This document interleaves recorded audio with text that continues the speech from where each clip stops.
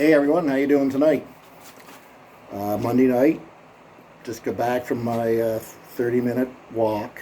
I don't like the word cardio because I think you should be moving anyway. You shouldn't have some certain word for it. You should just be moving, burning calories, right? Do whatever you can. So I go back from my 30-minute walk. It's my night off training with the weights. So I thought I'd do a little video, not a training or an update video, just something in between, and maybe I always like to tell a little story, or being a 51-year-old guy, I feel kind of obligated to offer a bit more than just, training and weekly updates. So about a month ago, a guy asked me, why do I keep doing it? Why do I keep putting myself through the diet and the cardio? And I often read on Facebook people, complaining about the coach telling them to do an hour cardio or the strict diet. And I just, not to be too heavy tonight, but this is the honest truth of what I think about often when I start to go to those places. In 2012, when I first started back on my track towards the stage again, wasn't a few months later, my father's diagnosed with esophagus cancer. And at the end of it, he couldn't swallow a pea. He couldn't. It was all liquids, and he couldn't get liquids down at the end of it.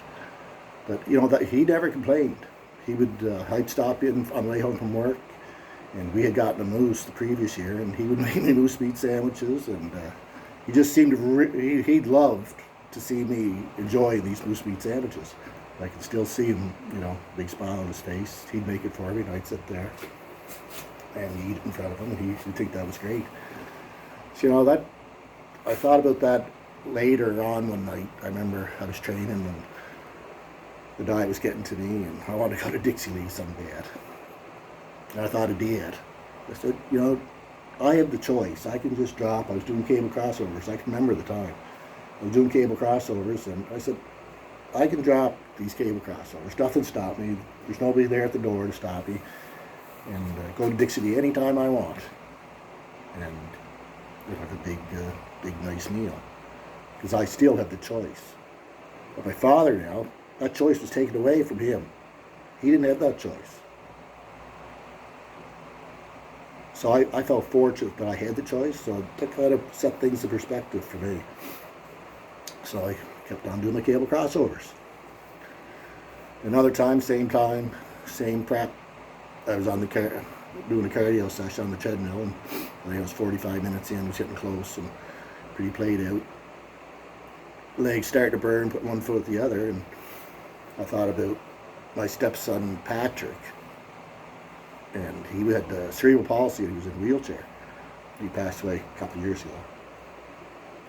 But he wouldn't. I just remember thinking, I said, wouldn't Patrick love to have the choice to be able to get off the treadmill or stay on it, right? Keep on going or get off. Like he didn't have that choice. Wouldn't he have loved to have had that choice that I had, right?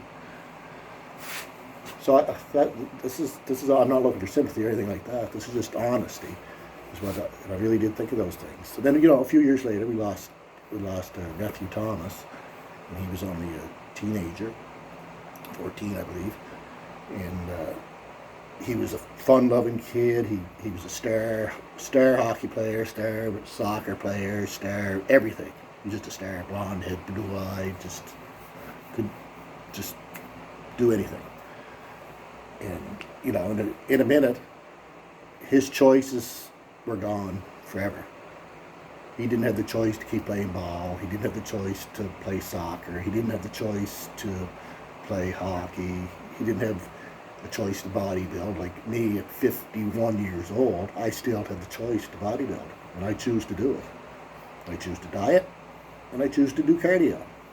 And maybe some halfway in between, maybe I'll choose to get off and go eat Dixie Lee. So anyway, I just want to remind everybody that don't take your health for granted. That be very fortunate that you have the choice to do what we do. And there's many people out there that would love to have the choices that we have.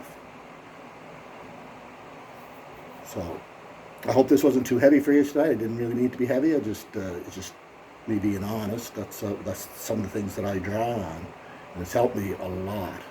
You know, as you get older, you know, unfortunately, along with all the good times, there's some hard times, but they all teach you lessons in the end.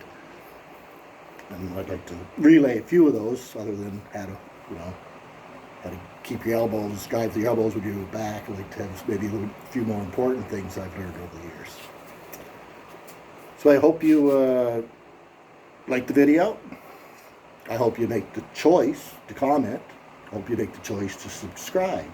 And I hope you make the choice to catch the next one. Catch you later.